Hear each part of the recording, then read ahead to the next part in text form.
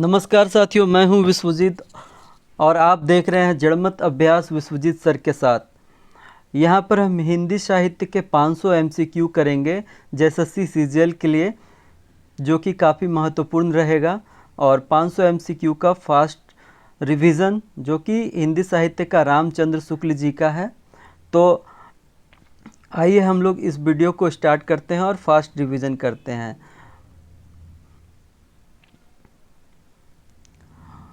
Asiatic Society of Bengal की पत्रिका के विशेषांक के रूप में निकलने वाला हिंदी साहित्य का इतिहास कौन सा है? The modern vernacular literature of Hindustan.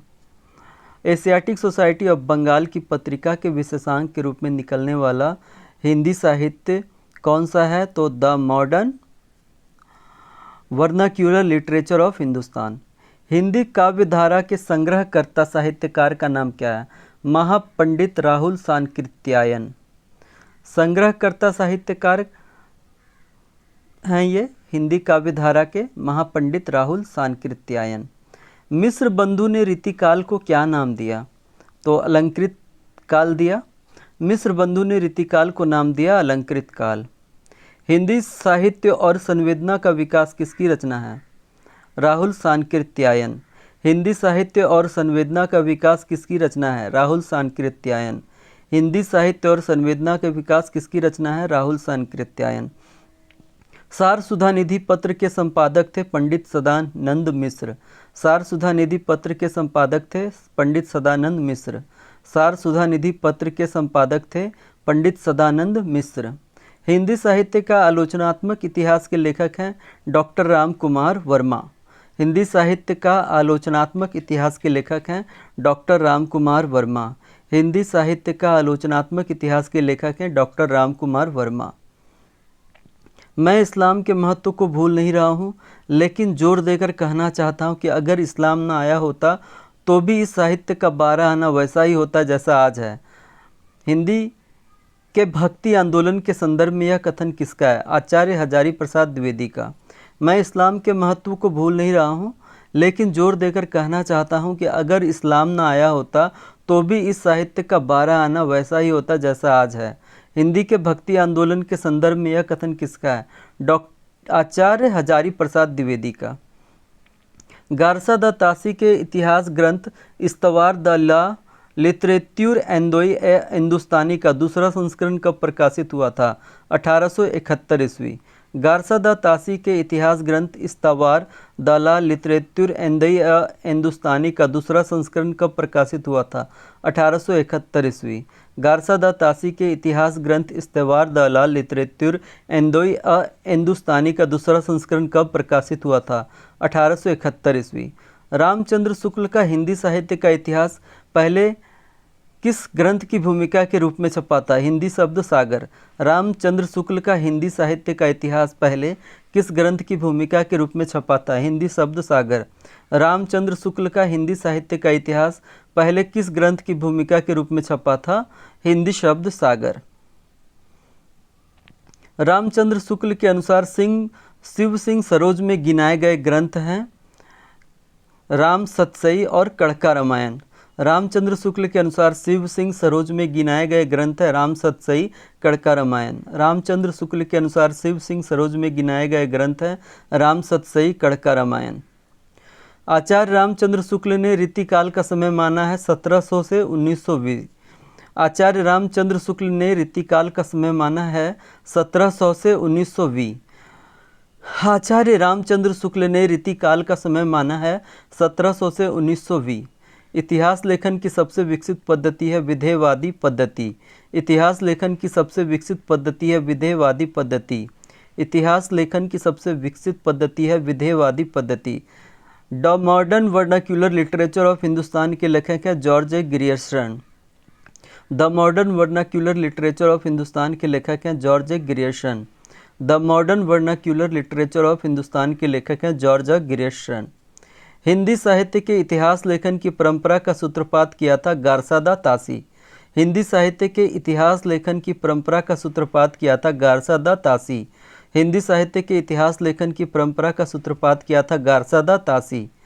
Hindi साहित्य के उत्तर मध्यकाल को अलंकृत काल कहने वाले विद्वान इनमें से कौन है? मिश्र बंधु। हिंदी साहित्य के उत्तर मध्यकाल को अलंकृत काल कहने वाले विद्वान इनमें से कौन है? मिश्र बंधु। हिंदी साहित्य के उत्तर मध्यकाल को अलंकृत काल कहने वाले विद्वान बिंदु इनमें से कौन है? मिश्र बंधु। हिंदी साहित्य का आरंभ 693 ईस्वी से मानने वाले इतिहासकार इनमें से कौन है? राम कुमार वर्मा। हिंदी साहित्य का आरंभ 693 ईस्वी से मानने वाले इतिहासकार इनमें से कौन है? राम कुमार वर्मा।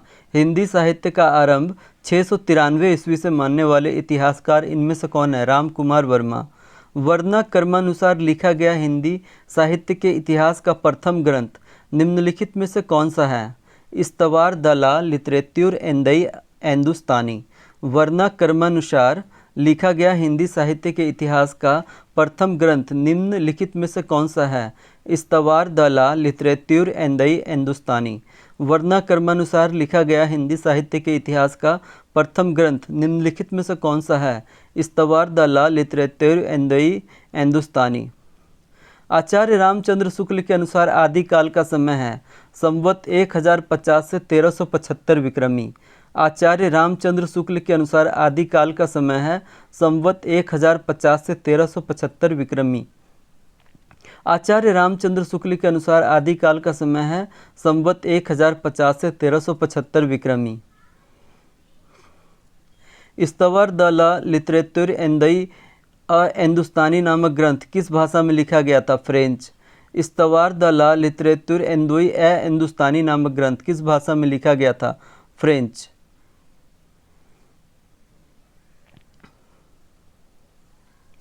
रामचंद्र शुक्ल के वीरगाथा काल को आदिकाल किसने कहा है? हजारी प्रसाद द्विवेदी। रामचंद्र शुक्ल के वीरगाथा काल को आदिकाल किसने कहा है? हजारी प्रसाद द्विवेदी। रामचंद्र शुक्ल के वीरगाथा काल को आदिकाल किसने कहा है? हजारी प्रसाद द्विवेदी। कविता कौमुदी के संग्रह करता है राम नरेश त्रिपाठी। कविता कौमुदी के संग्रह करता है राम नरेश त्रिपाठी। कविता कौमुदी के संग्रह करता है राम नरेश त्रिपाठी। मिस्र बंधुओं में शामिल नहीं है केशव बिहारी। मिस्र बंधुओं में शामिल नहीं है केशव बिहारी। मिस्र बंधुओं में शामिल नहीं है केशव बिहारी। शिव सिंह सरोज का रचना काल है 1833 ईस्वी। शिव सिंह सरोज का रचना काल है 1833 ईस्वी। शिव सिंह सरोज का रचना काल है 1833 ईस्वी। अपभ्रंश को पुरानी हिंदी सर्वप्रथम किसने कहा? चंद्रधर शर्मा गुलेरे। अपभ्रंश को पुरानी हिंदी सर्वप्रथम किसने कहा है? चंद्रधर शर्मा गुलेरे। अपभ्रंश को पुरानी हिंदी सर्वप्रथम किसने कहा है? चंद्रधर शर्मा गुलेरे। आचार्य रामचंद्र शुक्ल ने वीरगाथा काल की सीमा क्या मानी है? 1000 ईस्वी से 1350 ईस्वी। आचार्य रामचंद्र शुक्ल ने वीरगाथा काल की सीमा क्या मानी है? 1000 ईस्वी से 1350 ईस्वी। आचार्य रामचंद्र शुक्ल ने वीरगाथा काल की सीमा क्या मानी है? 1000 ईस्वी से 1350 ईस्वी। हिंदी शब्द सागर संपादित ग्रंथ है श्याम सुंदर दास। हिंदी शब्द सागर संपादित ग्रंथ है श्याम सुंदर दास। हिंदी शब्द सागर संपादित ग्रंथ है श्याम सुंदर दास। हिंदी साहित्य की भूमिका पुस्तक के लेखक कौन है? हजारी प्रसाद द्विवेदी। हिंदी साहित्य की भूमिका पुस्तक के लेखक कौन है? हजारी प्रसाद द्विवेदी। हिंदी साहित्य की भूमिका पुस्तक के लेखक कौन है? हजारी प्रसाद द्विवेदी।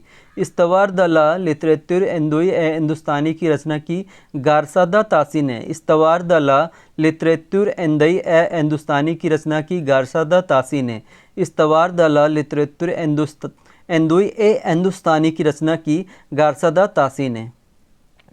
ग्रेसन कृत the modern vernacular literature of northern Hindustan का हिंदी अनुवाद किसने किया? डॉक्टर किशोरी लाल गुप्त। ग्रेसन कृत the modern vernacular literature of northern Hindustan का हिंदी अनुवाद किसने किया? डॉक्टर किशोरी लाल गुप्त। ग्रेसन कृत the modern vernacular literature of northern Hindustan का हिंदी अनुवाद किसने किया? डॉक्टर किशोरी लाल गुप्त। आंग्ल भाषा में लिखा गया हिंदी साहित्य का इतिहास स्केच ऑफ हिंदी लिटरेचर के लेखक हैं पादरी एडविन ग्रिव्स। आंग्ल भाषा में लिखा गया हिंदी साहित्य का इतिहास स्केच ऑफ हिंदी लिटरेचर के लेखक हैं पादरी एडविन ग्रिव्स। आंग्ल भाषा में लिखा गया हिंदी साहित्य का इतिहास स्केच ऑफ हिंदी लिटरेचर के लेखक हैं पादरी एडविन ग्रिव्स। साहित्य जनता की चित्रवृत्ति का संचित प्रतिबिंब है इस पंक्ति के सही लेखक हैं रामचंद्र शुक्ल। साहित्य जनता की चित्रवृत्ति का संचित प्रतिबिंब है, इस पंक्ति के सही लेखक हैं रामचंद्र शुक्ल। साहित्य जनता की चित्रवृत्ति का संचित प्रतिबिंब है, इस पंक्ति के सही लेखक हैं रामचंद्र शुक्ल। हिंदी साहित्य के इतिहास को व्यवस्थित रूप देने का श्रेय किसको है? आचार्य रामचंद्र शुक्ल। हिंदी साहित्य के इतिहास को व्यवस्थित रूप देने का श्रेय किसको है? आचार्य रामचंद्र शुक्ल। हिंदी साहित्य के इतिहास को व्यवस्थित रूप देने का श्रेय किसको है? आचार्य रामचंद्र शुक्ल। हिंदी कोविद रत्नमाला के लेखक हैं श्याम सुंदर दास। हिंदी कोविद रत्नमाला के लेखक हैं श्याम सुंदर दास। हिंदी कोविद रत्नमाला के लेखक हैं श्याम सुंदर दास। हिंदी शब्दानुशासन के लेखक हैं किशोरीदास वाजपेयी। हिंदी शब्दानुशासन के लेखक हैं किशोरीदास वाजपेयी। हिंदी शब्दानुशासन के लेखक हैं किशोरीदास वाजपेयी। आचार्य रामचंद्र शुक्ल ने द्वितीय उत्थान का समय कब से कब तक किया है? 1893 से 1918 ईस्वी। आचार्य रामचंद्र शुक्ल ने द्वितीय उत्थान का समय कब से कब तक किया है? 1893 से 1918 ईस्वी। आचार्य रामचंद्र शुक्ल ने द्वितीय उत्थान का समय कब से कब तक किया है? 1893 से 1918 ईस्वी। आचार्य रामचंद्र शुक्ल ने प्रथम उत्थान का समय कब से कब तक निर्धारित किया है? 1868 से 1893 ईस्वी। आचार्य रामचंद्र शुक्ल ने प्रथम उत्थान का समय कब से कब तक निर्धारित किया है? 1868 से 1893 ईस्वी। आचार्य रामचंद्र शुक्ल ने प्रथम उत्थान का समय कब से कब तक निर्धारित किया? 1868 से 1893 ईस्वी। पुरानी हिंदी ग्रंथ के लेखक हैं चंद्रधर शर्मा गुलेरी। पुरानी हिंदी ग्रंथ के लेखक हैं चंद्रधर शर्मा गुलेरी। पुरानी हिंदी ग्रंथ के लेखक हैं चंद्रधर शर्मा गुलेरी। पुरानी हिंदी ग्रंथ के लेखक हैं चंद्रधर शर्मा गुलेरी। हिंदी साहित्य का दूसरा इतिहास ग्रंथ के लेखक हैं बच्चन सिंह। हिंदी साहित्य का दूसरा इतिहास ग्रंथ के लेखक हैं बच्चन सिंह। हिंदी साहित्य का दूसरा इतिहास ग्रंथ के लेखक हैं बच्चन सिंह। रामचंद्र शुक्ल ने हिंदी साहित्य के आधुनिक काल को किस अन्य नाम से अभिहित किया है? गद्य काल।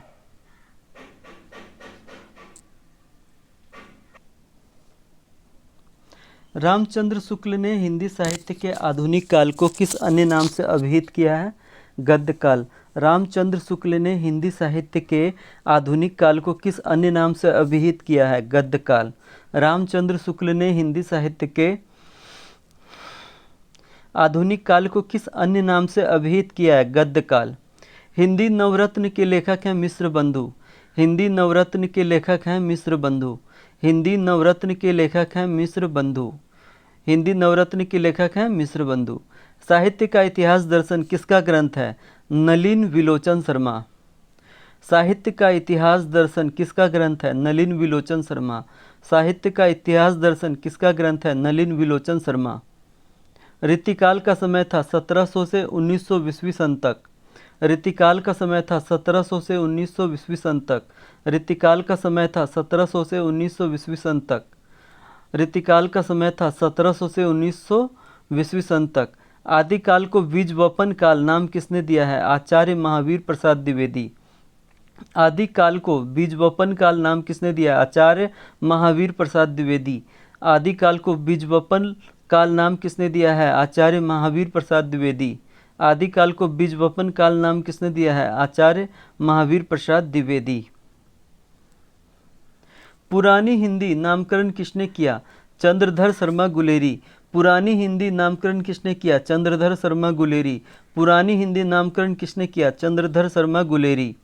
आचार्य शुक्ल के अनुसार हिंदी साहित्य का आविर्भाव कब से माना जा सकता है? प्राकृत की अंतिम अपभ्रंश अवस्था से।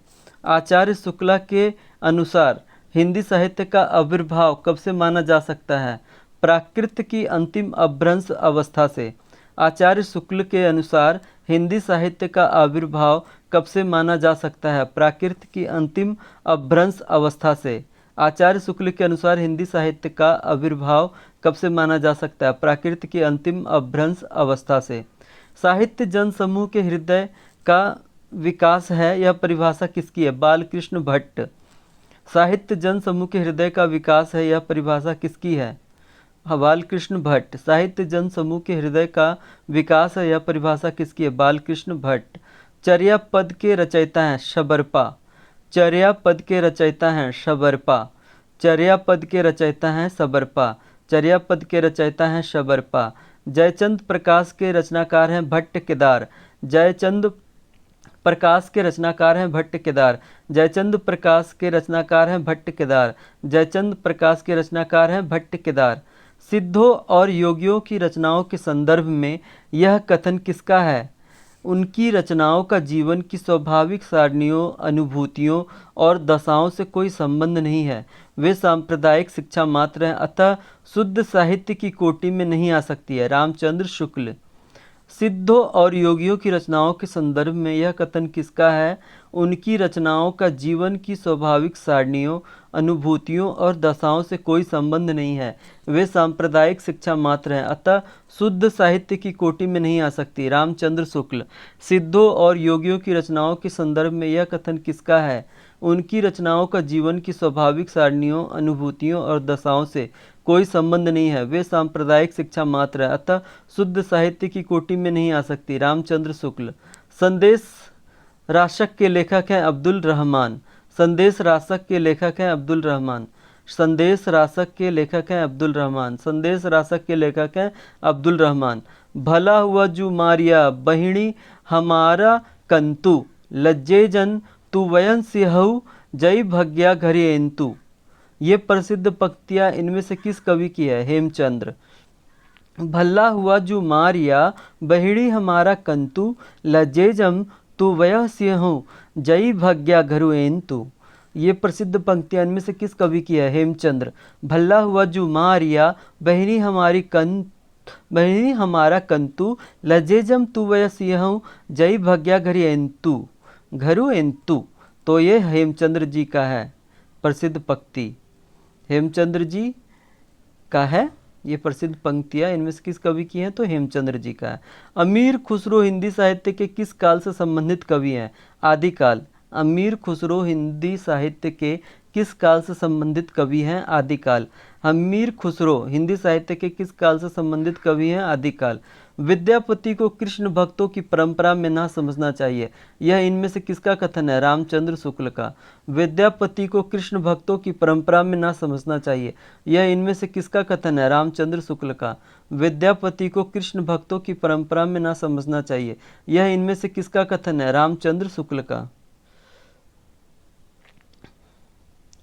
इस संबंध में इसके अतिरिक्त और कुछ कहने की जगह नहीं कि यह पूरा ग्रंथ वास्तव में जाली है। पृथ्वीराज रासो विषय की यह स्थापना किसकी है? रामचंद्र शुक्ल। इस संबंध में इसके अतिरिक्त और कुछ कहने की जगह नहीं कि यह पूरा ग्रंथ वास्तव में जाली है। पृथ्वीराज रासो विषय यह स्थापना किसकी है? रामचंद्र शुक्ल। इस संबंध में इसके अतिरिक्त और कुछ कहने की जगह नहीं कि यह पूरा ग्रंथ वास्तव में जाली है। पृथ्वीराज रासो विषय की यह स्थापना किसकी है? रामचंद्र शुक्ल। इस संबंध में इसके अतिरिक्त और कुछ कहने की जगह नहीं कि यह पूरा ग्रंथ वास्तव में जाली है। पृथ्वीराज रासो विषय की स्थापना किसकी है? रामचंद्र शुक्ल। वे सांप्रदायिक शिक्षा मात्र हैं, अतः शुद्ध साहित्य की कोटि में नहीं आ सकती। सिद्धों नाथों योगियों की रचनाओं के विषय में किसका मत है? रामचंद्र शुक्ल। वे सांप्रदायिक शिक्षा मात्र हैं, अतः शुद्ध साहित्य की कोटि में नहीं आ सकती। सिद्धों नाथों योगियों की रचनाओं के विषय में किसका मत है? रामचंद्र शुक्ल। वे सांप्रदायिक शिक्षा मात्र हैं, अतः शुद्ध साहित्य की कोटि में नहीं आ सकती। सिद्धों नाथों योगियों की रचनाओं के विषय में किसका मत है? रामचंद्र शुक्ल। आचार्य शुक्ल के अनुसार किस रचना के आधार पर विद्यापति मैथिल कोकिल कहलाएं? पदावली। आचार्य शुक्ल के अनुसार किस रचना के आधार पर विद्यापति मैथिल कोकिल कहलाएं? पदावली। आचार्य शुक्ल के अनुसार किस रचना के आधार पर विद्यापति मैथिल कोकिल कहलाएं? पदावली। आचार्य शुक्ल के अनुसार किस रचना के आधार पर विद्यापति मैथिल कोकिल कहलाएं? पदावली। कुवलय माला कथा के लेखक हैं उद्योतन सूरी। कुवलय माला कथा के लेखक हैं उद्योतन सूरी। कुवलय माला कथा के लेखक हैं उद्योतन सूरी। कुवलय माला कथा के लेखक हैं उद्योतन सूरी। जे हाल मिश्की मकुन तगाफुल दुराए नैना बनाए बतियाँ, इस प्रसिद्ध पंक्ति के रचनाकार हैं अमीर खुसरो। जे हाल मिस्की मकुन तगाफुल दुराए नैना बनाए बतिया, इस प्रसिद्ध पंक्ति के रचनाकार हैं अमीर खुसरो। जे हाल मिस्की मकुन तगाफुल दुराए नैना बनाए बतिया, इस प्रसिद्ध पंक्ति के रचनाकार हैं अमीर खुसरो। जेहाल मिस्की मकुन तगाफुल दुराए नैना बनाए बतिया, इस प्रसिद्ध पंक्ति के रचनाकार हैं अमीर खुसरो। निम्नलिखित में से कौन चंदन बाला रास के रचयिता हैं? आसगू। निम्नलिखित में से कौन चंदन बाला रास के रचयिता हैं? आसगू। निम्नलिखित में से कौन चंदन बाला रास के रचयिता हैं? आसगू। निम्नलिखित में से कौन चंदन बाला रास के रचयिता हैं? आसगू। विद्यापति ने अपना कौन सा ग्रंथ मैथिली भाषा में लिखा है? पदावली। विद्यापति ने अपना कौन सा ग्रंथ मैथिली भाषा में लिखा है? पदावली। विद्यापति ने अपना कौन सा ग्रंथ मैथिली भाषा में लिखा है? पदावली। शुक्ल जी के अनुसार हम्मीर रासों के रचनाकार कौन है? सारंगधर। शुक्ल जी के अनुसार हम्मीर रासों के रचनाकार हैं सारंगधर। शुक्ल जी के अनुसार हम्मीर रासों के रचनाकार कौन है? सारंगधर। कीर्तिलता की भाषा क्या है? मिश्रित अपभ्रंश। कीर्तिलता की भाषा क्या है? मिश्रित अपभ्रंश। कीर्तिलता की भाषा क्या है? मिश्रित अपभ्रंश। नाथ संप्रदाय के प्रवर्तक इनमें कौन थे? गोरखनाथ। नाथ संप्रदाय के प्रवर्तक इनमें से कौन थे? गोरखनाथ। नाथ संप्रदाय के प्रवर्तक इनमें कौन थे? गोरखनाथ। महापुराण के रचनाकार कौन है? पुष्यदंत। महापुराण के रचनाकार कौन है? पुष्यदंत। महापुराण के रचनाकार कौन है? पुष्यदंत। आलवार संतों की संख्या कितनी मानी गई है? 12। आलवार संतों की संख्या कितनी मानी गई है? 12। अलवार संतों की संख्या कितनी मानी गई है? 12। टाइम कितना हो गया? 21। पृथ्वीराज रासों की भाषा क्या है? डिंगल। पृथ्वीराज रासों की भाषा क्या है? डिंगल। पृथ्वीराज रासों की भाषा क्या है? डिंगल। आल्हा उदल नामक वीर सरदारों की वीरतापूर्ण लड़ाइयों का वर्णन किस ग्रंथ में है? परमाल रासो। आल्हा उदल नामक वीर सरदारों की वीरतापूर्ण लड़ाइयों का वर्णन किस ग्रंथ में है? परमाल रासो।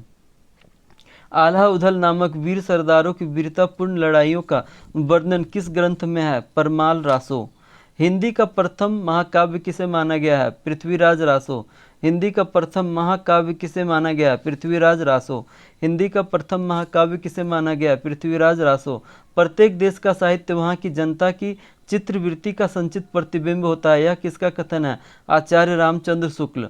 प्रत्येक देश का साहित्य वहाँ की जनता की चित्रवृत्ति का संचित प्रतिबिंब होता है, यह किसका कथन है? आचार्य रामचंद्र शुक्ल। प्रत्येक देश का साहित्य वहाँ की जनता की चित्रवृत्ति का संचित प्रतिबिंब होता है, यह किसका कथन है? आचार्य रामचंद्र शुक्ल।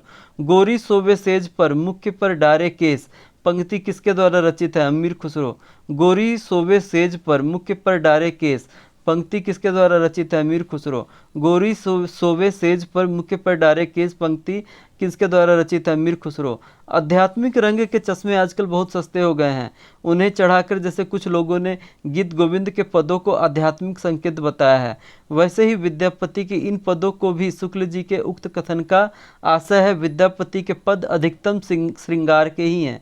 विद्यापति के पद अधिकतम श्रृंगार के ही हैं। आध्यात्मिक रंग के चश्मे आजकल बहुत सस्ते हो गए हैं, उन्हें चढ़ाकर जैसे कुछ लोगों ने गीत गोविंद के पदों को आध्यात्मिक संकेत बताया है, वैसे ही विद्यापति के इन पदों को भी शुक्ला जी के उक्त कथन का आशय है। विद्यापति के पद अधिकतम श्रृंगार के ही हैं। आध्यात्मिक रंग के चश्मे आजकल बहुत सस्ते हो गए हैं, उन्हें चढ़ाकर जैसे कुछ लोगों ने गीत गोविंद के पदों को आध्यात्मिक संकेत बताया है, वैसे ही विद्यापति के इन पदों को भी शुक्ल जी के उक्त कथन का आशय है। विद्यापति के अधिकतम श्रृंगार के ही हैं। पाहुड़ दोहा ग्रंथ के रचनाकार कौन थे? राम सिंह। पाहुड़ दोहा ग्रंथ के रचनाकार कौन थे? राम सिंह। पाहुड़ दोहा ग्रंथ के रचनाकार कौन थे? राम सिंह। पाहुड़ दोहा ग्रंथ के रचनाकार कौन थे? राम सिंह। मैं हिंदुस्तान की तूती हूँ, यह कथन किस लेखक का है? अमीर खुसरो। मैं हिंदुस्तान की तूती हूँ, यह कथन किस लेखक का है? अमीर खुसरो। मैं हिंदुस्तान की तूती हूँ, यह कथन किस लेखक का? अमीर खुसरो। देसिल बना सब जन मिठा, देसी भाषा के मिठास का यह वर्णन करने वाला रचनाकार का नाम है विद्यापति। देसिल बना सब जन मिठा, देसी भाषा के मिठास का यह वर्णन करने वाला रचनाकार का नाम है विद्यापति। देसिल बना सब जन मिठा, देसी भाषा के मिठास का यह वर्णन करने वाला रचनाकार का नाम है विद्यापति। देसिल बहना सब जन मिठा, देसी भाषा के मिठास का यह वर्णन करने वाला रचनाकार का नाम है विद्यापति। देसिल बहना सब जन मिठा, देसी भाषा के मिठास का यह वर्णन करने वाला रचनाकार का नाम है विद्यापति। मैथिल कोकिल नाम से जाने जाते हैं विद्यापति। मैथिल कोकिल नाम से जाने जाते हैं विद्यापति। मैथिल कोकिल नाम से जाने जाते हैं विद्यापति। चंद्रधर शर्मा गुलेरी ने साहित्यिक अपभ्रंश को किस नाम से पुकारा है? पुरानी हिंदी। चंद्रधर शर्मा गुलेरी ने साहित्यिक अपभ्रंश को किस नाम से पुकारा है? पुरानी हिंदी। चंद्रधर शर्मा गुलेरी ने साहित्यिक अपभ्रंश को किस नाम से पुकारा है? पुरानी हिंदी। चंद्रधर शर्मा गुलेरी ने साहित्यिक अपभ्रंश को किस नाम से पुकारा है? पुरानी हिंदी। कीर्ति लता के चरणाकार हैं विद्यापति। कीर्ति लता के चरणाकार हैं विद्यापति। कीर्ति लता के चरणाकार हैं विद्यापति। कीर्ति लता के चरणाकार हैं विद्यापति। अपनी पहेलियों और मुकरियों के लिए जाने जाते हैं अमीर खुसरो। अपनी पहेलियों और मुकरियों के लिए जाने जाते हैं अमीर खुसरो। अपनी पहेलियों और मुकरियों के लिए जाने जाते हैं अमीर खुसरो। आदिकाल के काव्यों की प्रधान भाषा थी डिंगल पिंगल मिश्रित। आदिकाल के काव्यों की प्रधान भाषा थी डिंगल पिंगल मिश्रित। आदिकाल के काव्यों की प्रधान भाषा थी डिंगल पिंगल मिश्रित। आदिकाल के काव्यों की प्रधान भाषा थी डिंगल पिंगल मिश्रित। आदिकाल के काव्यों की प्रधान भाषा थी डिंगल पिंगल मिश्रित। रन्नमल्ल छंद का रचयिता कौन है? श्रीधर। रन्नमल्ल छंद का रचयिता कौन है? श्रीधर। रन्नमल्ल छंद का रचयिता कौन है? श्रीधर। रन्नमल्ल छंद का रचयिता कौन है? श्रीधर। गोरा बादल की कथा किसके द्वारा रचित है? जटमल। गोरा बादल की कथा किसके द्वारा रचित है? जटमल। गोरा बादल की कथा किसके द्वारा रचित है? जटमल। गोरा बादल की कथा किसके द्वारा रचित है? जटमल। गोरा बादल की कथा किसके द्वारा रचित है? जटमल। नाथों की संख्या कितनी मानी गई है? 9। नाथों की संख्या कितनी मानी गई है? 9। नाथों की संख्या कितनी मानी गई है? 9। खुमान रासों का रचयिता कौन है? दलपति विजय। खुमान रासों का रचयिता कौन है? दलपति विजय। खुमान रासों का रचयिता कौन है? दलपति विजय। खुमान रासों का रचयिता कौन है? दलपति विजय। बीसल देव रासों के रचनाकार कौन है? नरपति नाल्ह। बीसल देव रासों के रचनाकार कौन है? नरपति नाल्ह। बीसल देव रासों के रचनाकार कौन है? नरपति नाल। बीसल देव रासों के रचनाकार कौन है? नरपति नाल। विद्यापति किसके आश्रित कवि थे? शिव सिंह। विद्यापति किसके आश्रित कवि थे? शिव सिंह। विद्यापति किसके आश्रित कवि थे? शिव सिंह। विद्यापति किसके आश्रित कवि थे? शिव सिंह। राउल वेल किस तरह की रचना है? गद्य पद्य मिश्रित चंपू। राउल वेल किस तरह की रचना है? गद्य पद्य मिश्रित चंपू। राउल वेल किस तरह की रचना है? गद्य पद्य मिश्रित चंपू। प्राकृत की अंतिम अपभ्रंश अवस्था से ही हिंदी साहित्य का आविर्भाव माना जा सकता है। उन दिनों जैसे गाथा कहने से प्राकृत का बोध होता था, वैसा ही दोहा या दुहा कहने से अपभ्रंश या प्रचलित काव्य भाषा का पद समझा जाता था। कथन किसका है? रामचंद्र शुक्ल। प्राकृत की अंतिम अपभ्रंश अवस्था से ही हिंदी साहित्य का आविर्भाव माना जा सकता है। उन दिनों जैसे गाथा कहने से प्राकृत का बोध होता था, वैसा ही दोहा यह दोहा कहने से अपभ्रंश या प्रचलित काव्य भाषा का पद समझा जाता था। कथन किसका है? रामचंद्र शुक्ल। प्राकृत के अंतिम अपभ्रंश अवस्था से हिंदी साहित्य का आविर्भाव माना जा सकता है। उन दिनों जैसे गाथा कहने से प्राकृत का बोध होता था, वैसा ही दोहा या दुहा कहने से अपभ्रंश या प्रचलित काव्य भाषा का पद समझा जाता था। कथन किसका है? रामचंद्र शुक्ल। भल्ला हुआ जो मारिया बहनी महारा कंतु पंक्ति का रचनाकार है हेमचंद्र। भल्ला हुआ जो मारिया बहनी महारा कंतु पंक्ति का रचनाकार है हेमचंद्र। भल्ला हुआ जो मारिया बहनी महारा कंतु पंक्ति का रचनाकार है हेमचंद्र। भल्ला हुआ जो मारिया बहनी महारा कंतु पंक्ति का रचनाकार है हेमचंद्र। चंद्र बरदाई को हिंदी का प्रथम महाकवि किसने माना है? रामचंद्र शुक्ल। चंद्र बरदाई को हिंदी का प्रथम महाकवि किसने माना है? रामचंद्र शुक्ल। चंद्र बरदाई को हिंदी का प्रथम महाकवि किसने माना है? रामचंद्र शुक्ल। चंद्र बरदाई को हिंदी का प्रथम महाकवि किसने माना है? रामचंद्र शुक्ल। चंद्र बरदाई को हिंदी का प्रथम महाकवि किसने माना है? रामचंद्र शुक्ल। चंद्र बरदाई को हिंदी का प्रथम महाकवि किसने माना है? रामचंद्र शुक्ल। पृथ्वीराज रासो को हिंदी का प्रथम महाकाव्य कहने वाले आलोचक हैं रामचंद्र शुक्ल। पृथ्वीराज रासो को हिंदी का प्रथम महाकाव्य कहने वाले आलोचक हैं रामचंद्र शुक्ल। पृथ्वीराज रासो को हिंदी का प्रथम महाकाव्य कहने वाले आलोचक हैं रामचंद्र शुक्ल। मोरा जोबन नवेलरा भयो है गुलाल, कैसे गर दीनी कस मोरी माल, सूनी सेज डरावन ला गए, बिरहा अगिन मोही डस डस जाए। उपयुक्त काव्य पंक्तियाँ किस कवि की है? अमीर खुसरो। उपयुक्त काव्य पंक्तियाँ किस कवि की है? अमीर खुसरो। मोरा जोबना नवेलरा भयो है गुलाल, कैसे गर्दीनी कस मोरी माल, सूनी सेज डरावन लागय, बिरहा अगिन मोही डस डस जाए। उपयुक्त काव्य पंक्तियाँ किस कवि की है? अमीर खुसरो। मोरा जोबना नवेलरा भयो है गुलाल, कैसे गर्दीनी कस मोरी माल, सूनी सेज डरावन लागे, बिरहा अगिन मोही डस डस जाए। उपयुक्त काव्य पंक्तियाँ किस कवि की है? अमीर खुसरो। सिद्धों और योगियों की रचनाओं का जीवन की स्वाभाविक अनुभूतियों और दशाओं से कोई संबंध नहीं है, अतः वे शुद्ध साहित्य के अंतर्गत नहीं आती। रामचंद्र शुक्ल। यह विचार किसका है? रामचंद्र शुक्ल। सिद्धों और योगियों की रचनाओं का जीवन की स्वाभाविक अनुभूतियों और दशाओं से कोई संबंध नहीं है, अतः वे शुद्ध साहित्य के अंतर्गत नहीं आती। यह विचार किसका है? रामचंद्र शुक्ल। सिद्धों और योगियों की रचनाओं का जीवन की स्वाभाविक अनुभूतियों और दशाओं से कोई संबंध नहीं है, अतः वे शुद्ध साहित्य के अंतर्गत नहीं आती। यह विचार किसका है? रामचंद्र शुक्ल। अपभ्रंश के जो नमूने हमें पदों में मिलते हैं वे उस काव्य भाषा के हैं जो पुराने पन के कारण बोलने की भाषा से कुछ अलग, बहुत दिनों तक आदिकाल के अंत क्या उसके पीछे तक पोथियों में चलती रही। रामचंद्र शुक्ल। अपभ्रंश के जो नमूने हमें पदों में मिलते हैं वे उस काव्य भाषा के हैं जो पुराने पन के कारण बोलने की भाषा से कुछ अलग, बहुत दिनों तक आदिकाल के अंत क्या उसके पीछे तक पोथियों में चलती रही। रामचंद्र शुक्ल। उपयुक्त कथन किसका है? रामचंद्र शुक्ल का। अपभ्रंश के जो नमूने हमें पदों में मिलते हैं वे उस काव्य भाषा के हैं जो पुराने पन के कारण बोलने की भाषा से कुछ अलग, बहुत दिनों तक आदिकाल के अंत क्या उसके कुछ पीछे तक पोथियों में चलती रही। ये उपयुक्त कथन किसका है? रामचंद्र शुक्ल। निम्न में से कौन सा रासो काव्य नरपति नाहल द्वारा रचित है? बीसल देव रासो।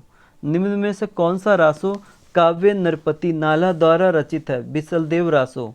निम्न में से कौन सा रासो काव्य नरपति नाहल द्वारा रचित है? बीसल देव रासो। सहजयान के प्रवर्तक हैं सरहपा। सहजयान के प्रवर्तक हैं सरहपा। सहजयान के प्रवर्तक हैं सरहपा। सहजयान के प्रवर्तक हैं सरहपा। संदेश रासक के रचयिता हैं अब्दुल रहमान। संदेश रासक के रचयिता हैं अब्दुल रहमान। संदेश रासक के रचयिता हैं अब्दुल रहमान। संदेश रासक के रचयिता हैं अब्दुल रहमान। संदेश रासक के रचयिता हैं अब्दुल रहमान। बौद्ध गान और दोहा का संपादन किसने किया? हरप्रसाद शास्त्री। बौद्ध गान और दोहा का संपादन किसने किया है? हरप्रसाद शास्त्री। बौद्ध गान और दोहा का संपादन किसने किया है? हरप्रसाद शास्त्री। आल्हखंड का दूसरा नाम है परमाल रासो। आल्हखंड का दूसरा नाम है परमाल रासो। आल्हखंड का दूसरा नाम है परमाल रासो। आल्हखंड का दूसरा नाम है परमाल रासो। जय मयंक जस चंद्रिका के रचयिता का नाम है मधुकर कवि। जय मयंक जस चंद्रिका के रचयिता का नाम है मधुकर कवि। जय मयंक जस चंद्रिका के रचयिता का नाम है मधुकर कवि। जय मयंक जस चंद्रिका के रचयिता का नाम है मधुकर कवि। भविष्यत कहाँ के रचनाकार है? धनपाल। जय मयंक जस चंद्रिका के रचयिता का नाम है मधुकर कवि। भविष्यत कहाँ के रचनाकार है? धनपाल। भविष्यत कहाँ के रचनाकार है? धनपाल। भविष्यत कहाँ के रचनाकार हैं? धनपाल।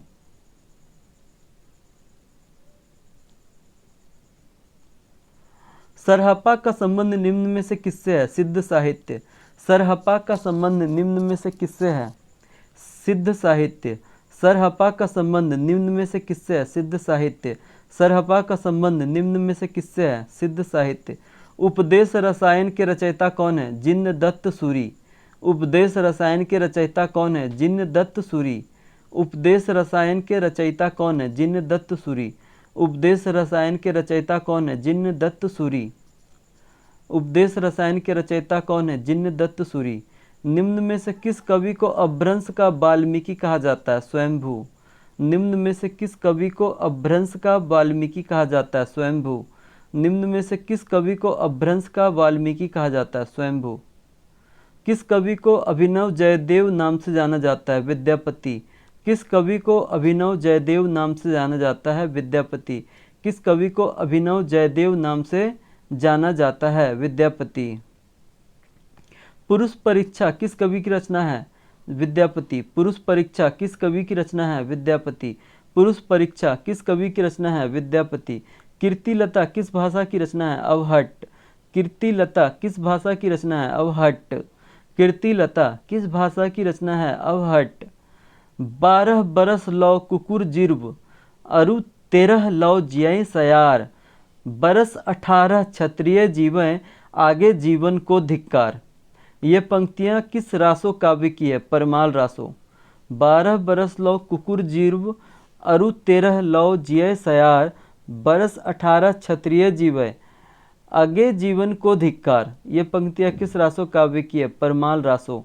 12 बरस लौ कुकुर जिर्ब, अरु 13 लौ जियँ सयार, बरस 18 क्षत्रिय जीवय, आगे जीवन को धिक्कार। परमाल रासो। ये पंक्तियाँ किस काव्य रासो काव्य की है? परमाल रासो। आदिकाल साहित्य में वीर रस की रचनाओं में किस भाषा का प्रयोग किया गया? डिंगल।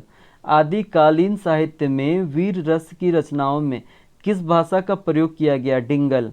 आदिकालीन साहित्य में वीर रस की रचनाओं में किस भाषा का प्रयोग किया गया? डिंगल। आदिकालीन साहित्य में वीर रस की रचनाओं में किस भाषा का प्रयोग किया गया? डिंगल। शब्दानुशासन के लेखक हैं हेमचंद्र। शब्दानुशासन के लेखक हैं हेमचंद्र।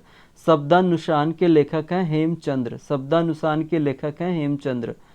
शब्दानुशासन के लेखक हैं हेमचंद्र। खलिक बारी किसकी रचना है? अमीर खुसरो। खलिक बारी किसकी रचना है? अमीर खुसरो। खलिक बारी किसकी रचना है? अमीर खुसरो। खलिक बारी किसकी रचना है? अमीर खुसरो। खलिक बारी किसकी रचना है? अमीर खुसरो। अपभ्रंश को पुरानी हिंदी किसने कहा है? चंद्रधर शर्मा गुलेरी। अपभ्रंश को पुरानी हिंदी किसने कहा है? चंद्रधर शर्मा गुलेरी। अपभ्रंश को पुरानी हिंदी किसने कहा है? चंद्रधर शर्मा गुलेरी। अपभ्रंश को पुरानी हिंदी किसने कहा है? किसने कहा है? चंद्रधर शर्मा गुलेरी। परमात्म प्रकाश के रचनाकार है योगिंदर जोइंदू। योगिंदर जोइंदू। परमात्म प्रकाश के रचनाकार हैं योगिंदर या जोइंदू, एक ही नाम है। परमात्म प्रकाश के रचनाकार हैं योगिंदर जोइंदू। परमात्म प्रकाश के रचनाकार हैं योगिंदर बाई जोइंदू। परमात्म प्रकाश के रचनाकार हैं योगिंदर जोइंदू। किस विद्वान ने हिंदी साहित्य के प्रारंभिक काल को वीर गाथा काल नाम दिया? आचार्य रामचंद्र शुक्ल ने। किस विद्वान ने हिंदी साहित्य के प्रारंभिक काल को वीर गाथा काल नाम दिया? आचार्य रामचंद्र शुक्ल ने। किस विद्वान ने हिंदी साहित्य के प्रारंभिक काल को वीर गाथा काल नाम दिया? आचार्य रामचंद्र शुक्ल ने। किस विद्वान ने हिंदी साहित्य के प्रारंभिक काल को वीर गाथा काल नाम दिया? आचार्य रामचंद्र शुक्ल ने। पृथ्वीराज रासो किस कवि की रचना है? चंद्रवरदाई। पृथ्वीराज रासो किस कवि की रचना है? चंद्रवरदाई। पृथ्वीराज रासो किस कवि की रचना है? चंद्रवरदाई। पृथ्वीराज रासो किस कवि की रचना है? चंद्रवरदाई। आल्हा और उदल नामक दो वीर सरदारों की वीरतापूर्ण लड़ाइयों का वर्णन मिलता है परमाल रासों में। आल्हा और उदल नामक दो वीर सरदारों की वीरतापूर्ण लड़ाइयों का वर्णन मिलता है परमाल रासों में। आल्हा और उदल नामक दो वीर सरदारों की वीरतापूर्ण लड़ाइयों का वर्णन मिलता है परमाल रासों में। निम्नलिखित पंक्तियां किस कवि की है? खने खन नयन कोन अनुसरई, खने खन वसन धूली तन भरई। विद्यापति का है। निम्नलिखित पंक्तियां किस कवि की हैं? निम्नलिखित पंक्तियां किस कवि की हैं? खने खन नयन कोन अनुसरई, खने खन वसन धूली तन भरे। निम्नलिखित पंक्तियां विद्यापति की है। खने खन नयन कोन अनुसरई, खने खन वसन धूली तन भरे। विद्यापति जी का है। भविष्यत कहा किसकी रचना है? धनपाल। भविष्यत कहा किसकी रचना है? धनपाल। भविष्यत कहा किसकी रचना है? धनपाल। भविष्यत कहा किसकी रचना है? धनपाल। प्राकृत पेंगलम के रचयिता होंगे। प्राकृत पेंगलम के रचयिता हैं वंशीधर। प्राकृत पेंगलम के रचयिता हैं वंशीधर। प्राकृत पेंगलम के रचयिता हैं वंशीधर। प्राकृत पेंगलम के रचयिता हैं वंशीधर। उपदेशर सायन रास के रचनाकार है जिनदत्त सूरी। उपदेशर सायन रास के रचनाकार हैं जिनदत्त सूरी। उपदेशर सायन रास के रचनाकार हैं जिनदत्त सूरी। उपदेशर सायन रास के रचनाकार हैं जिनदत्त सूरी। एक थाल मोती से भरा सबके सिर पर औंधा धरा, चारों ओर वह थाली फिरे मोती उससे एक न गिरे। ये पंक्तियाँ किसकी है? अमीर खुसरो। एक थाल मोती से भरा सबके सिर पर औंधा धरा, चारों ओर वह थाली फिरे मोती उससे एक न गिरा। ये पंक्तियाँ किसकी हैं? अमीर खुसरो। एक थाल मोती से भरा सबके सिर पर औंधा धरा, चारों ओर वह थाली फिरे मोती उससे एक न गिरे। ये पंक्तियाँ किसकी हैं? खुसरो का। सिद्ध साहित्य में सिद्धों की संख्या कितनी मानी गई है? 84। सिद्ध साहित्य में सिद्धों की संख्या कितनी मानी गई है? 84। सिद्ध साहित्य में सिद्धों की संख्या कितनी मानी गई है? 84। धर्म का प्रवाह कर्म ज्ञान और भक्ति इन तीनों धाराओं में चलता है। यह इनमें से किसका कथन है? रामचंद्र शुक्ल। धर्म का प्रवाह कर्म ज्ञान और भक्ति इन तीनों धाराओं में चलता है। यह इनमें से किसका कथन है? रामचंद्र शुक्ल। धर्म का प्रवाह कर्म ज्ञान और भक्ति इन तीनों धाराओं में चलता है। यह इनमें से किसका कथन है? रामचंद्र शुक्ल। धर्म का प्रवाह कर्म ज्ञान और भक्ति इन तीनों धाराओं में चलता है। यह इनमें से किसका कथन है? रामचंद्र शुक्ल।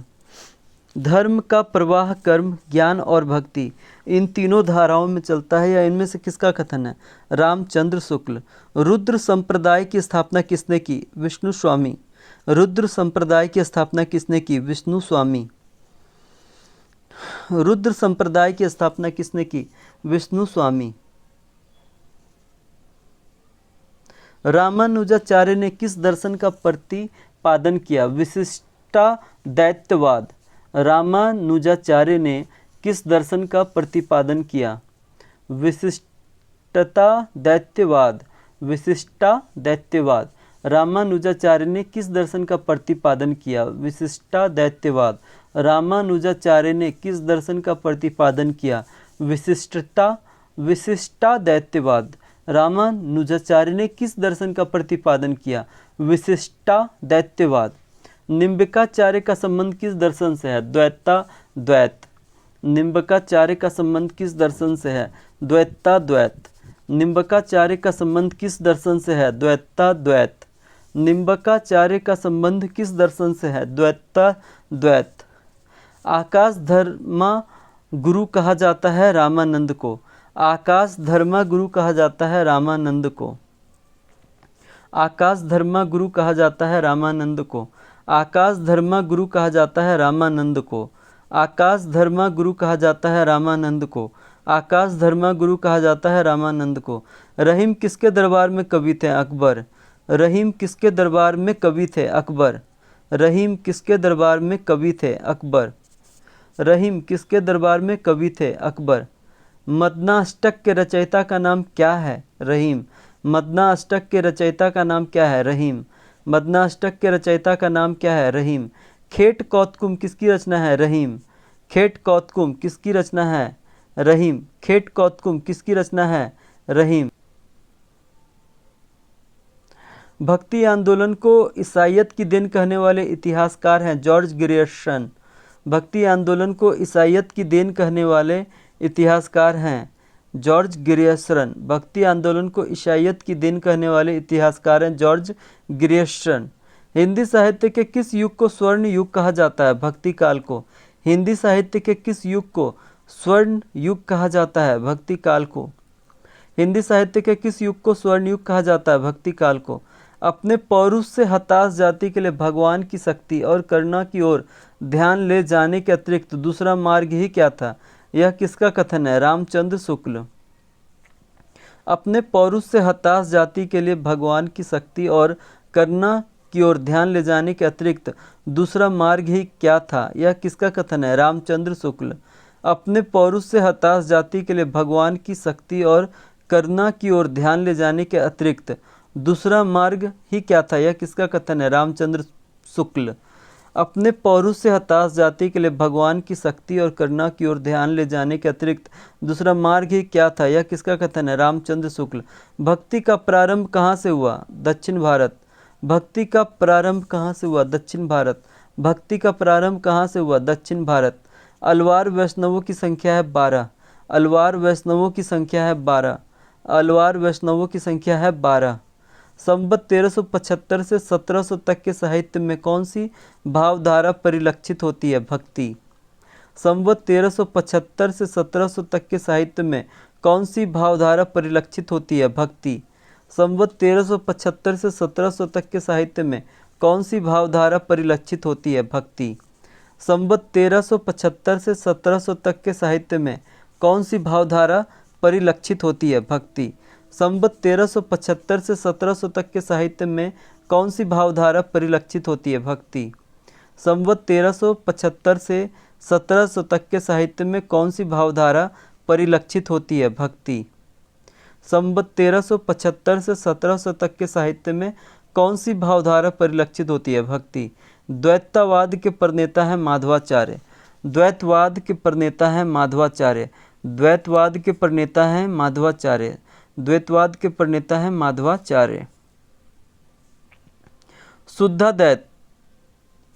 शुद्धाद्वैतवाद के दर्शन के प्रवर्तक हैं वल्लभाचार्य। शुद्धाद्वैतवाद दर्शन के प्रवर्तक हैं वल्लभाचार्य। शुद्धाद्वैतवाद दर्शन के प्रवर्तक हैं वल्लभाचार्य। शुद्धाद्वैतवाद दर्शन के प्रवर्तक हैं वल्लभाचार्य। हिंदी का भक्ति काल बाहरी आक्रमण की प्रतिक्रिया है। यह कथन निम्नलिखित में से किस विद्वान का है? रामचंद्र शुक्ल। हिंदी का भक्ति काल बाहरी आक्रमण की प्रतिक्रिया है। यह कथन निम्नलिखित में से किस विद्वान की है? रामचंद्र शुक्ल। हिंदी का भक्ति काल बाहरी आक्रमण की प्रतिक्रिया है। यह कथन किस विद्वान का है? रामचंद्र शुक्ल। हिंदी का भक्ति काल बाहरी आक्रमण की प्रतिक्रिया है। यह कथन निम्नलिखित में से किस विद्वान का है? रामचंद्र शुक्ल। निम्नलिखित में से कौन ब्रह्म संप्रदाय का प्रवर्तक है? माधवाचार्य। निम्नलिखित में से कौन ब्रह्म संप्रदाय का प्रवर्तक है? माधवाचार्य। निम्नलिखित में से कौन ब्रह्म संप्रदाय का प्रवर्तक है? माधवाचार्य। निम्नलिखित में से कौन ब्रह्म संप्रदाय का प्रवर्तक है? माधवाचार्य। निम्नलिखित में से कौन ब्रह्म संप्रदाय का प्रवर्तक है? माधवाचार्य। रामचरितमानस, पद्मावत, सूरसागर, कबीर दोहावली जैसे ग्रंथ किस काल की देन है? भक्ति काल। रामचरितमानस, पद्मावत, सूरसागर, कबीर दोहावली जैसे ग्रंथ किस काल की देन है? भक्ति काल। रामचरितमानस, पद्मावत, सूरसागर, कबीर दोहावली जैसे ग्रंथ किस काल की देन है? भक्ति काल। विभिन्न मतों के आधार पर हिंदी में भक्ति काव्य की कितनी शाखाएं मानी जाती है? 4। विभिन्न मतों के आधार पर हिंदी में भक्ति काव्य की कितनी शाखाएं मानी जाती है? 4। विभिन्न मतों के आधार पर हिंदी में भक्ति काव्य की कितनी शाखाएं मानी जाती है? 4। विभिन्न मतों के आधार पर हिंदी में भक्ति काव्य की कितनी शाखाएं मानी जाती है? 4। कबीरदास में जो रहस्यवाद पाया जाता है वह अधिकतर सूफियों के प्रभाव के कारण है। यह किसका कथन है? आचार्य रामचंद्र शुक्ल। कबीरदास में जो रहस्यवाद पाया जाता है वह अधिकतर सूफियों के प्रभाव के कारण है। यह किसका कथन है? आचार्य रामचंद्र शुक्ल। कबीरदास में जो रहस्यवाद पाया जाता है वह अधिकतर सूफियों के प्रभाव के कारण है। यह किसका कथन है? आचार्य रामचंद्र शुक्ल। प्रभु जी तुम चंदन हम पानी, जाकी अंग अंग बास समानी। ये काव्य पंक्तियाँ किस संत कवि की हैं? रैदास। प्रभु जी तुम चंदन हम पानी, जाकी अंग अंग बास समानी। ये काव्य पंक्तियाँ किस संत कवि की है? रैदास। प्रभु जी तुम चंदन हम पानी, जाकी अंग अंग बास समानी। ये काव्य पंक्तियाँ किस संत कवि की है? रैदास। निम्न में से किसका जन्म 1469 ईस्वी में कार्तिक पूर्णिमा के दिन पंजाब के तलवंडी गांव में हुआ था? गुरु नानक देव। निम्न में से किसका जन्म 1469 ईस्वी में कार्तिक पूर्णिमा के दिन पंजाब के तलवंडी गांव में हुआ था। गुरु नानक देव। निर्गुण भक्ति काव्य धारा में उदासी संप्रदाय के प्रवर्तक कौन है? श्री चंद। निर्गुण भक्ति काव्य में धारा में निर्गुण भक्ति काव्य धारा में उदासी संप्रदाय के प्रवर्तक कौन है? श्री चंद। निर्गुण भक्ति काव्य धारा में उदासी संप्रदाय के प्रवर्तक कौन है? श्री चंद। संत काव्य परंपरा का कौन सा कवि अपनी विद्वता सर्वाधिक शिक्षित होने के कारण प्रसिद्ध है? सुंदरदास। संत काव्य परंपरा का कौन सा कवि अपनी विद्वता सर्वाधिक शिक्षित होने के कारण प्रसिद्ध है? सुंदरदास। संत काव्य परंपरा का कौन सा कवि अपनी विद्वता सर्वाधिक शिक्षित होने के कारण प्रसिद्ध है? सुंदरदास। कबीरदास की भाषा कैसी थी? सधुकड़ी। कबीरदास की भाषा कैसी थी? सधुकड़ी। कबीरदास की भाषा कैसी थी? सधुकड़ी। पाहन पूजे हरि मिले तो मैं पूजू पहाड़, यह उक्ति किसकी है? कबीर की। पाहन पूजे हरि मिले तो मैं पूजू पहाड़, यह उक्ति किसकी है? कबीर की है। पाहन पूजे हरि मिले तो मैं पूजू पहाड़, यह युक्ति किसकी है? कबीर।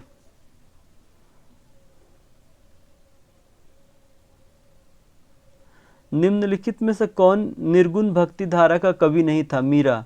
निम्नलिखित में से कौन निर्गुण भक्ति धारा का कवि नहीं था? मीरा। निम्नलिखित में से कौन निर्गुण भक्ति धारा का कवि नहीं था? मीरा। निम्नलिखित में से कौन निर्गुण भक्ति धारा का कवि नहीं था? मीरा। निम्न में से कौन सिख संप्रदाय के प्रवर्तक थे? गुरु नानक देव जी। निम्न में से कौन सिख संप्रदाय के प्रवर्तक थे? गुरु नानक देव जी। निम्न में से कौन सिख संप्रदाय के प्रवर्तक थे? गुरु नानक देव जी। ढाई आखर प्रेम का पढ़े सो पंडित होए, यह पंक्ति किस कवि की है? कबीर। ढाई आखर प्रेम का पढ़े सो पंडित होए, यह पंक्ति किस कवि की है? कबीर। कबीर का। ढाई आखर प्रेम का पढ़े सो पंडित होए, यह पंक्ति किस कवि की है? कबीर। गुरु नानक का जन्म कहाँ हुआ था? तलवंडी में। गुरु नानक का जन्म कहाँ हुआ था? तलवंडी में। अजगर करे न चाकरी, पंछी करे न काम, यह पंक्ति किस कवि की है? मलुकदास। अजगर करे न चाकरी, पंछी करे न काम, यह पंक्ति किस कवि की है? मलुकदास। अजगर करे न चाकरी, पंछी करे न काम, यह पंक्ति किस कवि की है? मलुकदास। निरंजनी संप्रदाय के प्रवर्तक कौन हैं? हरिदास। निरंजनी संप्रदाय के प्रवर्तक कौन हैं? हरिदास। निरंजनी संप्रदाय के प्रवर्तक कवि कौन है? हरिदास। निरंजनी संप्रदाय के प्रवर्तक कवि कौन है? हरिदास। भाषा पर कबीर का जबरदस्त अधिकार था, वे वाणी के डिक्टेटर थे, उक्त कथन किस आलोचक का है? हजारी प्रसाद द्विवेदी। भाषा पर कबीर का जबरदस्त अधिकार था, वे वाणी के डिक्टेटर थे, उक्त कथन किस आलोचक का है? हजारी प्रसाद द्विवेदी। भाषा पर कबीर का जबरदस्त अधिकार था, वे वाणी के डिक्टेटर थे, उक्त कथन किस आलोचक का है? हजारी प्रसाद द्विवेदी। रैदास के पद किस धार्मिक ग्रंथ में संकलित हैं? आदि गुरु ग्रंथ साहिब। रैदास के पद किस धार्मिक ग्रंथ में संकलित है? आदि गुरु ग्रंथ साहिब। रैदास के पद किस धार्मिक ग्रंथ में संकलित है? आदि गुरु ग्रंथ साहिब। रैदास के पद किस धार्मिक ग्रंथ में संकलित है? आदि गुरु ग्रंथ साहिब।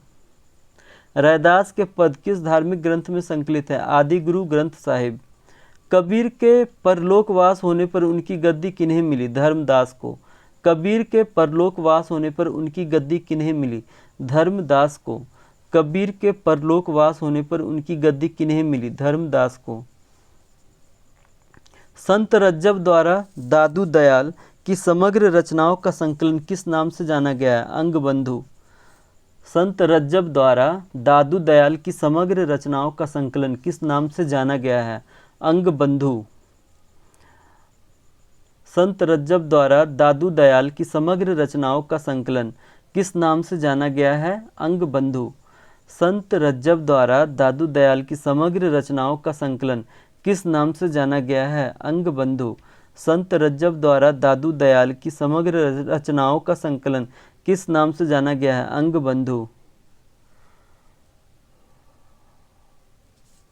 पंडित रामचंद्र शुक्ल के अनुसार कबीरदास का जन्म कब माना जाता है? विक्रम संवत 1456। पंडित रामचंद्र शुक्ल के अनुसार कबीरदास का जन्म कब माना जाता है? विक्रम संवत 1456। पंडित रामचंद्र शुक्ल के अनुसार कबीरदास का जन्म कब माना जाता है? विक्रम संवत 1456। कबीरदास की वाणी का संग्रह किसने किया था? धर्मदास ने। कबीरदास की वाणी का संग्रह किसने किया था? धर्मदास ने। कबीरदास की वाणी का संग्रह किसने किया था? धर्मदास ने। ज्ञान सरई शाखा से संबंधित है कबीरदास। ज्ञान सरई शाखा से संबंधित है कबीरदास। ज्ञान सरई शाखा से संबंधित है कबीरदास। ज्ञान सरई शाखा से संबंधित है कबीरदास। ज्ञान सरई शाखा से संबंधित है कबीरदास। मोको कहाँ ढूंढे बंदे, मैं तो तेरे पास में, पंक्ति किसकी है? कबीरदास की है। मोको कहाँ ढूंढे बंदे, मैं तो तेरे पास में, पंक्ति किसकी है? कबीरदास की। मोको कहाँ ढूंढे बंदे, मैं तो तेरे पास में, पंक्ति किसकी है? कबीरदास। महाराष्ट्र के भक्तों में किनका नाम सबसे पहले आता है? नामदेव। महाराष्ट्र के भक्तों में किनका नाम सबसे पहले आता है? नामदेव। महाराष्ट्र के भक्तों में किनका नाम सबसे पहले आता है? नामदेव। मन मेरा सुई तन मेरा धागा, काव्य पंक्ति किस संत कवि का है? नामदेव। मन मेरा सुई तन मेरा धागा, काव्य पंक्ति किस संत कवि की है? नामदेव। मन मेरा सुई तन मेरा धागा, काव्य पंक्ति किस संत कवि की है? नामदेव। मन मेरा सुई तन मेरा धागा, काव्य पंक्ति किस संत कवि की है? नामदेव। गहना एक कनक ते गहनाता में भावना दूजा, कहन सुनन को दुई करी थापे, यक निमाज एक पूजा। कबीर। गहना एक कनक ते गहनाता में भाव न दूजा, कहन सुनन को दुई करी थापे, यक निमाज एक पूजा। कबीर। गहना एक कनक ते गहनाता में भाव न दूजा, कहन सुनन को दुई करी थापे, यक निमाज एक पूजा। कबीर। रामचंद्र शुक्ल के अनुसार आदि गुरु ग्रंथ साहब में रैदास के कितने पद संग्रहित है? 40। रामचंद्र शुक्ल के अनुसार आदि गुरु ग्रंथ साहब में रैदास के कितने पद संग्रहित है? 40। रामचंद्र शुक्ल के अनुसार आदि गुरु ग्रंथ साहिब में रैदास के कितने पद संग्रहित है? 40। रामचंद्र शुक्ल के अनुसार आदि गुरु ग्रंथ साहिब में रैदास के कितने पद संग्रहित हैं? 40। तात्विक दृष्टि से ना तो हम इन्हें मतलब कबीर को पूरे अद्वैतवादी कह सकते हैं और ना एकेश्वरवादी। कबीर से संबंधित यह विचार किसका है? रामचंद्र शुक्ल का। तात्विक दृष्टि से ना तो हम इन्हें कबीर को पूरे अद्वैतवादी कह सकते हैं और ना एकेश्वरवादी। कबीर से संबंधित यह कथन, ये विचार किसका है? रामचंद्र शुक्ल का। तात्विक दृष्टि से ना तो हम इन्हें कबीर को पूरे अद्वैतवादी कह सकते हैं और ना एकेश्वरवादी। कबीर से संबंधित यह विचार किसका है? रामचंद्र शुक्ल का। माई ना होती बाप ना होते, कर्म ना होता काया, हम नहीं होते तुम नहीं होते, कौन कहाँ ते आया। चंद न होता सूर न होता, पानी पवन मिलाया, शास्त्र न होता वेद न होता, कर्म कहाँ ते आया। उपयुक्त काव्य पंक्तियाँ किस कवि की है? नामदेव। उपयुक्त पंक्तियाँ किस कवि की है? नामदेव। माई न होती बाप न होते, कर्म न होता काया, हम नहीं होते तुम नहीं होते, कौन कहाँ ते आया। चंद न होता सूर न होता, पानी पवन मिलाया, शास्त्र न होता वेद न होता, कर्म कहाँ ते आया। उपयुक्त काव्य पंक्तियाँ किस कवि की है? नामदेव। माई न होती बाप न होते, कर्म न होता काया, हम नहीं होते तुम नहीं होते, कौन कहाँ ते आया। चंद न होता सूर न होता, पानी पवन मिलाया, शास्त्र न होता वेद न होता, कर्म कहाँ ते आया। उपयुक्त काव्य पंक्तियाँ किस कवि की है? नामदेव की है। कबीर के गुरु का नाम क्या है? रामानंद। कबीर के गुरु का नाम क्या है? रामानंद। कबीर के गुरु का नाम क्या है? रामानंद। विशाल भारत पत्र कहाँ से प्रकाशित हुआ था? कलकत्ता से। विशाल भारत पत्र कहाँ से प्रकाशित हुआ था? कलकत्ता से। विशाल भारत पत्र कहाँ से प्रकाशित हुआ था? कलकत्ता से। रैदास किसके गुरु थे? मीराबाई के। रैदास किसके गुरु थे? मीराबाई के। रैदास किसके गुरु थे? मीराबाई के। अंगबंधु की रचना है दादू दयाल। अंगबंधु किसकी रचना है? दादू दयाल की। अंगबंधु किसकी रचना है? दादू दयाल की। अंगबंधु किसकी रचना है? दादू दयाल की।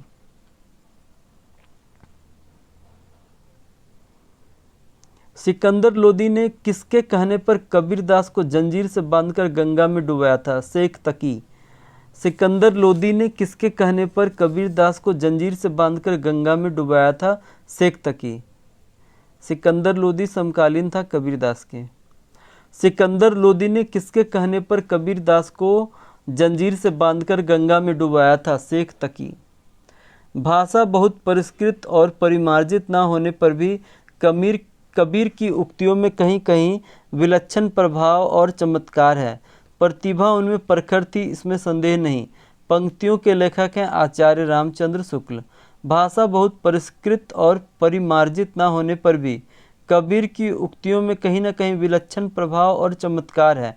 प्रतिभा उनमें प्रखर थी, इनमें संदेह नहीं। पंक्तियों के लेखक हैं आचार्य रामचंद्र शुक्ल।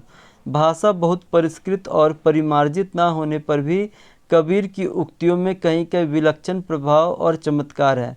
प्रतिभा उनमें प्रखर थी, इसमें संदेह नहीं।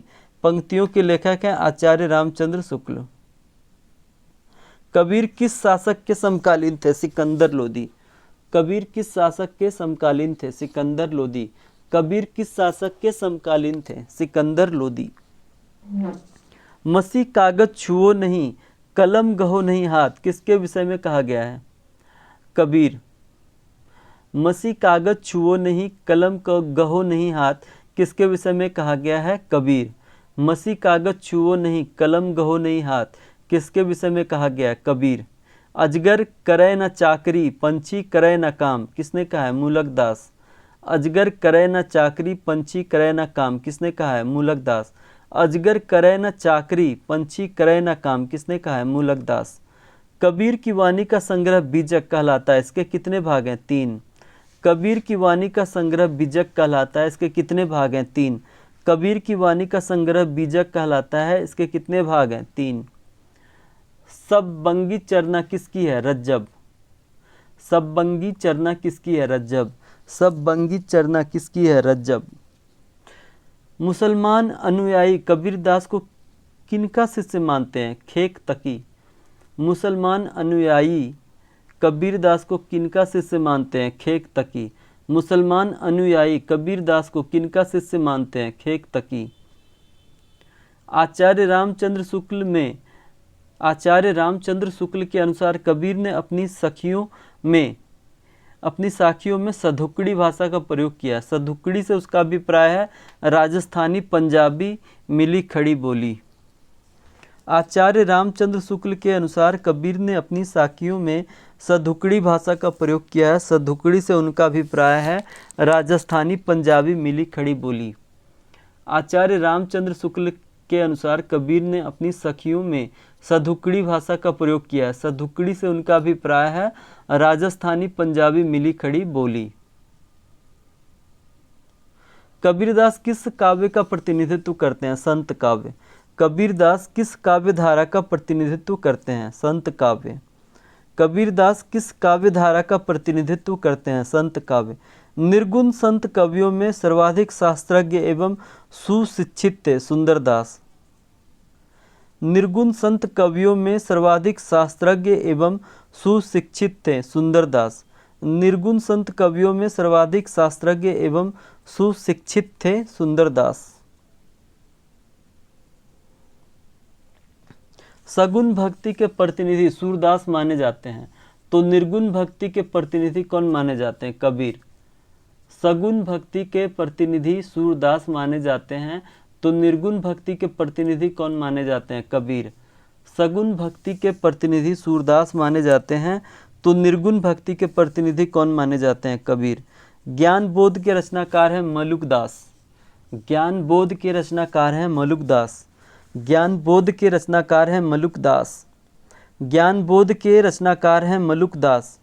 चंडी चरित्र किसकी विशिष्ट साहित्यिक रचना है? गुरु गोविंद सिंह की। चंडी चरित्र किसकी विशिष्ट साहित्यिक रचना है? गुरु गोविंद सिंह की। चंडी चरित्र किसकी विशिष्ट साहित्यिक रचना है? गुरु गोविंद सिंह की। बहुत दिनंत है मैं प्रीतम पाए, बाग बड़े घरी बैठी आए, मंगलाचार माही मन रखो, राम रसायन रमना चासो, किसकी पंक्तियाँ हैं? कबीर की। बहुत दिनंत है मैं प्रीतम पाए, भाग बड़े घरी बैठे आए, मंगला चार माही मन रखों, राम रसायन रमना चासों। किसकी पंक्तियाँ हैं? कबीर की।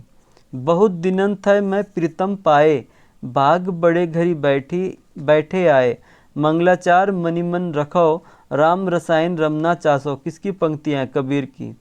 बहुत दिनन थे मैं प्रीतम पाए, बाग बड़े घरी बैठे आए, मंगलाचार माही मन रखो, राम रसायन रमना चासो। किसकी पंक्तियाँ हैं? कबीर की। कबीर की भाषा के संदर्भ में कौन सा वाक्य गलत है? साहित्यिक कोमलता है, ये वाक्य गलत है। कबीर की भाषा के संदर्भ में कौन सा वाक्य गलत है? साहित्यिक कोमलता है, यह वाक्य गलत है। कबीर की भाषा के संदर्भ में कौन सा वाक्य गलत है? साहित्यिक कोमलता, ये वाक्य गलत है। जबकि कबीर की भाषा के संदर्भ में कौन कौन सा वाक्य सही होगा? कबीर की भाषा में खारापन है, कबीर कहीं कहीं भाषा गवारू लगती है, कबीर की भाषा कहीं कहीं भाषा गवारू लगती है, कबीर की भाषा में अक्खड़पन है, कबीर की भाषा में अक्खड़पन है। ठीक है। कबीर की वाणी में स्थान स्थान पर भावनात्मक रहस्यवाद की झलक को आचार्य रामचंद्र शुक्ल ने किसके सत्संग का प्रसाद कहा है? सूफियों के सत्संग का। कबीर की वाणी में स्थान स्थान पर भावनात्मक रहस्यवाद की झलक को आचार्य रामचंद्र शुक्ल ने किसके सत्संग का प्रसाद कहा है? सूफियों के सत्संग का। कबीर की वाणी में स्थान स्थान पर भावात्मक रहस्यवाद की झलक को आचार्य रामचंद्र शुक्ल ने किसके सत्संग का प्रसाद कहा है? सूफियों के सत्संग का। 1455 साल गए, चंद्रवर एक ठाट गए, जेठ सूदी बरसायत को पूरनमासी, तिथि प्रकट भय। ये पंक्तियाँ किसकी जन्म के विषय में प्रसिद्ध है? कबीर।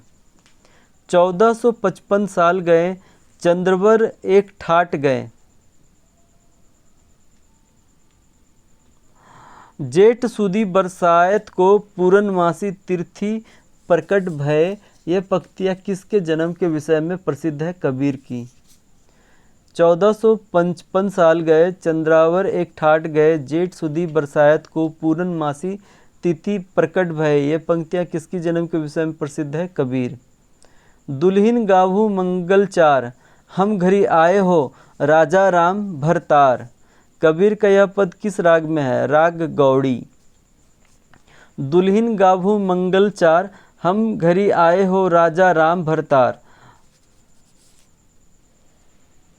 कबीर का यह पद किस राग में है? राग गौरी।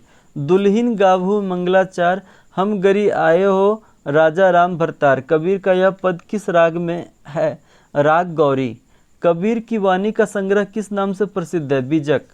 कबीर की वाणी का संग्रह किस नाम से प्रसिद्ध है? बीजक।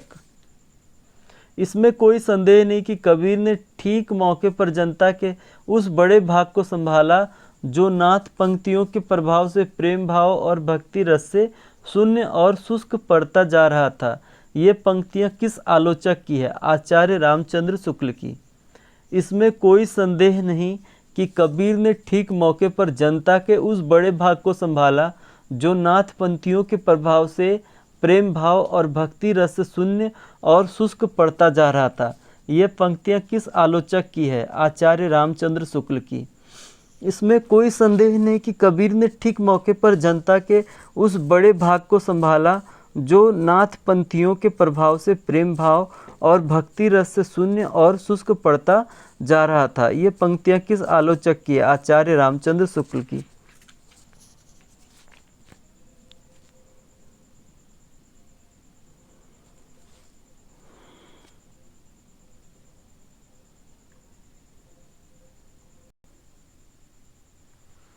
किस काव्य धारा में मूर्ति पूजा और अवतारवाद का विरोध किया गया है? संत काव्य धारा। किस काव्य धारा में मूर्ति पूजा और अवतारवाद का विरोध किया गया है? संत काव्य धारा। किस काव्य धारा में मूर्ति पूजा और अवतारवाद का विरोध किया गया है? संत काव्य धारा। अपने काव्य के धार को स्पष्ट करते हुए किसने कहा? मैं कहता हूँ अखिन देखी, तू कहता कागद की लेखी।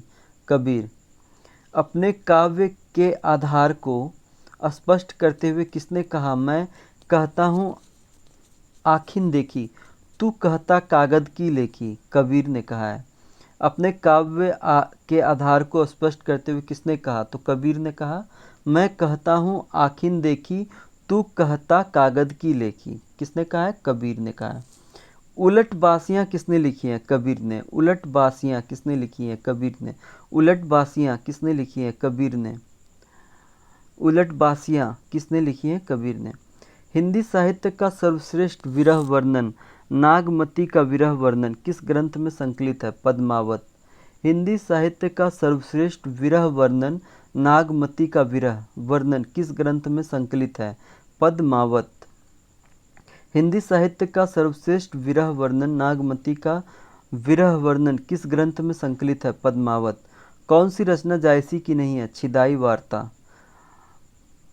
जबकि कौन सी रचना जायसी की है, चित्ररेखा, अखरावट, कहरानामा। कौन सी रचना जायसी की नहीं है, छिताई वार्ता। जबकि कौन सी रचना जायसी की है, चित्ररेखा, अखरावट, कहरानामा। कौन सी रचना जायसी की नहीं है, छिताई वार्ता। जबकि कौन सी रचना जायसी की है, चित्ररेखा, अखरावट, कहरानामा। छिताई वार्ता रचना जायसी की नहीं है। मुल्ला दाऊद 1370 ईस्वी की अवधी भाषा की पहली कृति कौन सी है, चंद्रायन या लोरकहा। मुल्ला दाऊद 1370 ईस्वी की अवधी भाषा की पहली कृति कौन सी है, चंदायन या लोरकहा। मुल्ला दाऊद 1370 ईस्वी की अवधी भाषा की पहली कृति कौन सी है, चंदायन या लोरकहा। मलिक मोहम्मद जायसी ने आखिरी कलाम में किस बादशाह की प्रशंसा की है, बाबर। मलिक मोहम्मद जायसी ने आखिरी कलाम में किस बादशाह की प्रशंसा की है, बाबर। मलिक मोहम्मद जायसी ने आखिरी कलाम में किस बादशाह की प्रशंसा की है, बाबर। ज्ञानदीप नामक प्रेमाख्यान काव्य की नायिका कौन है, देवयानी। ज्ञानदीप नामक प्रेमाख्यान काव्य की नायिका कौन है, देवयानी। ज्ञानदीप नामक प्रेमाख्यान काव्य की नायिका कौन है, देवयानी। ज्ञानदीप नामक प्रेमाख्यान काव्य की नायिका कौन है, देवयानी। अंगद पैज की रचना किसने की है, ईश्वर दास ने। अंगद पैज की रचना किसने की है, ईश्वर दास ने। अंगद पैज की रचना किसने की है, ईश्वर दास ने। अंगद पैज की रचना किसने की है, ईश्वर दास ने। मुल्ला दाऊद की भाषा क्या है, ठेठ अवधी। मुल्ला दाऊद की भाषा क्या है, ठेठ अवधी। मुल्ला दाऊद की भाषा क्या है, ठेठ अवधी। मुल्ला दाऊद की भाषा क्या है, ठेठ अवधी। मुल्ला दाऊद की भाषा क्या है, ठेठ अवधी। सूफी काव्य परंपरा की सर्वश्रेष्ठ रचना है, पद्मावत। सूफी काव्य परंपरा की सर्वश्रेष्ठ रचना है, पद्मावत। सूफी काव्य परंपरा की सर्वश्रेष्ठ रचना है, पद्मावत। सूफी काव्य परंपरा की सर्वश्रेष्ठ रचना है, पद्मावत। जायसी की काव्य भाषा थी अवधी। जायसी की काव्य भाषा थी अवधी। जायसी की काव्य भाषा थी अवधी। सूरदास के दृष्टकूट पद किस काव्य ग्रंथ में संकलित है, साहित्य लहरी। सूरदास के दृष्टकूट पद किस काव्य ग्रंथ में संकलित है, साहित्य लहरी। सूरदास के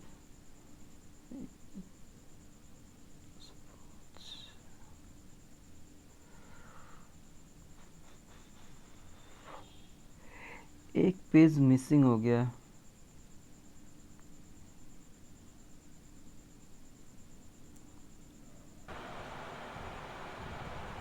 सूखी प्रेमाख्यान परंपरा का प्रथम काव्य ग्रंथ है, चंदायन। सूखी प्रेमाख्यान परंपरा का प्रथम काव्य ग्रंथ है, चंदायन। सूखी प्रेमाख्यान परंपरा का प्रथम काव्य ग्रंथ है, चंदायन। इनमें से जायसी की रचना नहीं है, इंद्रावती। इनमें से जायसी की रचना नहीं है, इंद्रावती। इनमें से जायसी की रचना नहीं है, इंद्रावती। आचार्य रामचंद्र शुक्ल प्रेमाख्यान परंपरा की पहली रचना किसे मानते हैं, मृगावती को। आचार्य रामचंद्र शुक्ल प्रेमाख्यान परंपरा की पहली रचना किसे मानते हैं, मृगावती। आचार्य रामचंद्र शुक्ल प्रेमाख्यान परंपरा की पहली रचना किसे मानते हैं, मृगावती। आचार्य रामचंद्र शुक्ल प्रेमाख्यान परंपरा की पहली रचना किसे मानते हैं? मृगावती को। निम्नलिखित में से कासिम शाह की रचना है हंस जवाहिर। निम्नलिखित में से कासिम शाह की रचना है हंस जवाहिर। निम्नलिखित में से कासिम शाह की रचना है हंस जवाहिर। निम्नलिखित में से कासिम शाह की रचना है हंस जवाहिर। हिंदू मग पर पाँव न राखिए का बहुतय जो हिंदी बाख्य। हिंदी भाक्य। ये काव्य पंक्तियाँ किस बोली में है? भोजपुरी नहीं है, भोजपुरी नहीं है, अवधी है। हिंदू मग पर पाँव न राखिए का बहुतय जो हिंदी भाक्य। ये काव्य पंक्तियाँ किस बोली में है? अवधी में है, अवधी। हिंदू मग पर पाँव न राखिए का बहुतय जो हिंदी भाक्य। ये काव्य पंक्तियाँ किस बोली में है? अवधी। हिंदू मग पर पाँव न राखिए का बहुतय जो हिंदी भाक्य। ये काव्य पंक्तियाँ किस बोली में है? अवधी। चंदायन के रचयिता हैं मुल्ला दाऊद। चंदायन के रचयिता हैं मुल्ला दाऊद। चंदायन के रचयिता हैं मुल्ला दाऊद। निम्नलिखित में से ज्ञानदीप का रचनाकार कौन है? शेख नबी। निम्नलिखित में से ज्ञानदीप का रचनाकार कौन है? शेख नबी। निम्नलिखित में से ज्ञानदीप का रचनाकार कौन है? शेख नबी। निम्नलिखित में से ज्ञानदीप का रचनाकार कौन है? शेख नबी। मधुमालती के रचनाकार हैं मंझन। मधुमालती के रचनाकार हैं मंझन। मधुमालती के रचनाकार हैं मंझन। अखरावट काव्य कृति के रचयिता कौन है? मलिक मोहम्मद जायसी। अखरावट काव्य कृति के रचयिता कौन है? मलिक मोहम्मद जायसी। अखरावट काव्य कृति के रचयिता कौन है? मलिक मोहम्मद जायसी। अखरावट काव्य कृति के रचयिता कौन है? मलिक मोहम्मद जायसी। रसरतन के रचयिता हैं पुहकर। रसरतन के रचयिता हैं पुहकर।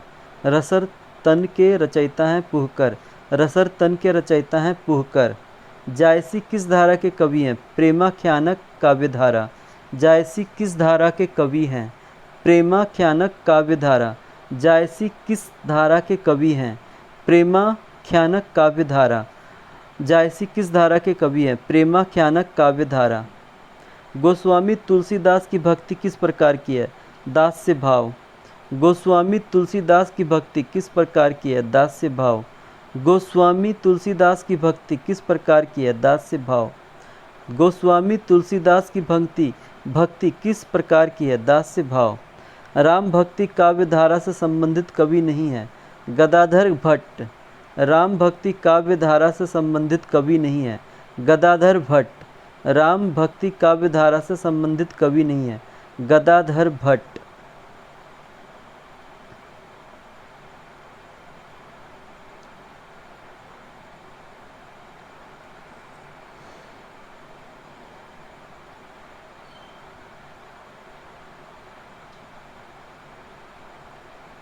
निम्नलिखित में से लोक मंगल की साधना का कवि कहा जाता है? तुलसीदास को। निम्नलिखित में से लोक मंगल की साधना का कवि कहा जाता है? तुलसीदास को। निम्नलिखित में से लोक मंगल की साधना का कवि कहा जाता है? तुलसीदास को। तुलसीदास द्वारा रचित विनय पत्रिका की रचना किस भाषा में हुई है? ब्रजभाषा। तुलसीदास द्वारा रचित विनय पत्रिका की रचना किस भाषा में हुई है? ब्रजभाषा। तुलसीदास द्वारा रचित विनय पत्रिका की रचना किस भाषा में हुई है? ब्रजभाषा। तुलसीदास द्वारा रचित विनय पत्रिका की रचना किस भाषा में हुई है? ब्रजभाषा। तुलसीदास द्वारा रचित विनय पत्रिका की रचना किस भाषा में हुई है? ब्रजभाषा। तुलसीदास द्वारा रचित विनय पत्रिका की रचना किस भाषा में हुई है? ब्रजभाषा। भक्तमाल नाभादास कृत के टीकाकार हैं प्रियदास। भक्तमाल नाभादास कृत के टीकाकार हैं प्रियदास। भक्तमाल नाभादास कृत के टीकाकार हैं प्रियदास। भक्तमाल नाभादास कृत के टीकाकार हैं प्रियदास। मूल गोसाई चरित्र के रचनाकार हैं बेनी माधवदास। मूल गोसाई चरित्र के रचनाकार हैं बेनी माधवदास। मूल गोसाई चरित्र के रचनाकार हैं बेनी माधवदास। मूल गोसाई चरित्र के रचनाकार हैं बेनी माधवदास। गोरख जगायो जोग भक्ति भगायो लोग। ये काव्य पंक्ति इनमें से किस कृति में है? कवितावली। गोरख जगायो जोग भक्ति भगायो लोग। ये काव्य पंक्ति इनमें से किस कृति में है? कवितावली। गोरख जगायो जोग भक्ति भगायो लोग, ये काव्य पंक्ति इनमें से किस कृति में है? कवितावली। गीतावली किसकी काव्य कृति है? तुलसीदास की। गीतावली किसकी काव्य कृति है? तुलसीदास की। गीतावली किसकी काव्य कृति है? तुलसीदास की। गीतावली किसकी काव्य कृति है? तुलसीदास की। गीतावली किसकी काव्य कृति है? तुलसीदास की। किस रचनाकार के बचपन का नाम राम बोला था? तुलसीदास। किस रचनाकार के बचपन का नाम राम बोला था? तुलसीदास। किस रचनाकार के बचपन का नाम राम बोला था? तुलसीदास। विनय पत्रिका किस भाषा में लिखी गई है? ब्रज भाषा। विनय पत्रिका किस भाषा में लिखी गई है? ब्रज भाषा। विनय पत्रिका किस भाषा में लिखी गई है? ब्रज भाषा। जहांगीर जस चंद्रिका के रचयिता कौन है? केशव। जहांगीर जस चंद्रिका के रचयिता कौन है? केशव। जहांगीर जस चंद्रिका के रचयिता कौन है? केशव। जहांगीर जस चंद्रिका के रचयिता कौन है? केशव। कवित्त रत्नाकर का लेखक कौन है? सेनापति। कवित्त रत्नाकर के लेखक कौन है? सेनापति। कवित्त रत्नाकर का लेखक कौन है? सेनापति। कवित्त रत्नाकर का लेखक कौन है? सेनापति। कवित्त रत्नाकर का लेखक कौन है? सेनापति। गोरख जगायो जोग भक्ति भगायो लोग, किस कवि की पंक्तियाँ? तुलसीदास। गोरख जगायो जोग भक्ति भगायो लोग, किस कवि की पंक्तियाँ? तुलसीदास। गोरख जगायो जोग भक्ति भगायो लोग, किस कवि की पंक्तियाँ? तुलसीदास।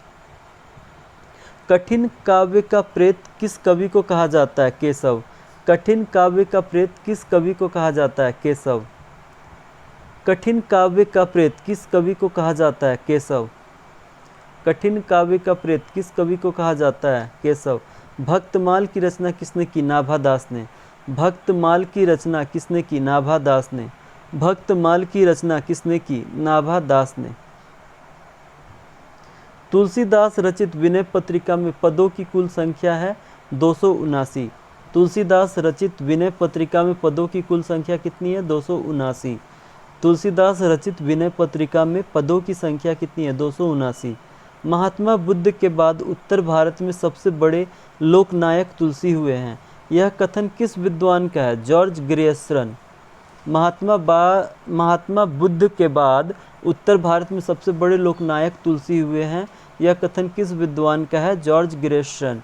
महात्मा बुद्ध के बाद उत्तर भारत में सबसे बड़े लोकनायक तुलसी हुए हैं, यह कथन किस विद्वान का है? जॉर्ज ग्रेयर्सन। निम्नलिखित में से कौन सा तुलसीदास की रचना नहीं है? रामचंद्रिका।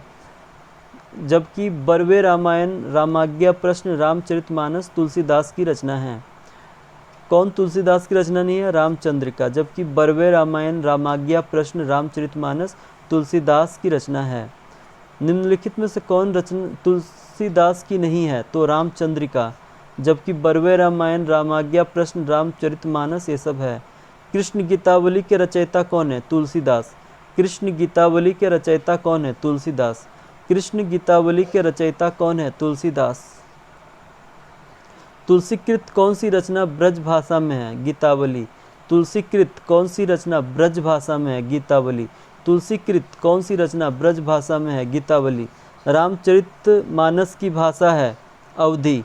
रामचरितमानस की भाषा है अवधी। रामचरितमानस की भाषा है अवधी। रामचरितमानस की भाषा है अवधी। पार्वती मंगल किसके द्वारा रचित ग्रंथ है? तुलसीदास। पार्वती मंगल किसके द्वारा रचित ग्रंथ है? तुलसीदास। पार्वती मंगल किसके द्वारा रचित ग्रंथ है? तुलसीदास। गोद लिए हुलसी फिरे तुलसी सो सूत होए, यह पंक्ति इनमें से किस कवि की है? रहीम की। गोद लिए हुलसी फिरे तुलसी सो सूत होए, यह पंक्ति इनमें से किस कवि की है? रहीम। गोद लिए हुलसी फिरे तुलसी सो सूत होए, यह पंक्ति इनमें से किस कवि की है? रहीम। गोद लिए हुलसी फिरे तुलसी सो सूत होए, यह पंक्ति इनमें से किस कवि की है? रहीम। गोद लिए हुलसी फिरे तुलसी सो सूत होए, यह पंक्ति इनमें से किस कवि की है? रहीम। नाभादास कृत भक्तमाल की भाषा है ब्रज भाषा। नाभादास कृत भक्तिमाल की भाषा है ब्रज भाषा। नाभादास कृत भक्तमाल की भाषा है ब्रज भाषा। राम रक्षा स्रोत रचना के लेखक हैं रामानंद। राम रक्षा स्रोत रचना के लेखक हैं रामानंद। राम रक्षा स्रोत रचना के लेखक हैं रामानंद। बरवय रामायण किसकी रचना है? तुलसीदास। बरवय रामायण किसकी रचना है? तुलसीदास। तद्भव पत्रिका के संपादक हैं अखिलेश। तद्भव पत्रिका के संपादक हैं अखिलेश। तद्भव पत्रिका के संपादक हैं अखिलेश। तुलसीदास की कौन सी रचना ब्रज भाषा में है? कवितावली। तुलसीदास की कौन सी रचना ब्रज भाषा में है? कवितावली। तुलसीदास की कौन सी रचना ब्रज भाषा में है? कवितावली। तुलसीदास की कौन सी रचना ब्रज भाषा में है? कवितावली। आचार्य रामचंद्र शुक्ल ने गोस्वामी तुलसीदास द्वारा रचित ग्रंथों की संख्या कितनी मानी है? 12। आचार्य रामचंद्र शुक्ल ने गोस्वामी तुलसीदास द्वारा रचित ग्रंथों की संख्या कितनी मानी है? 12। आचार्य रामचंद्र शुक्ल ने गोस्वामी तुलसीदास द्वारा रचित ग्रंथों की संख्या कितनी मानी है? 12।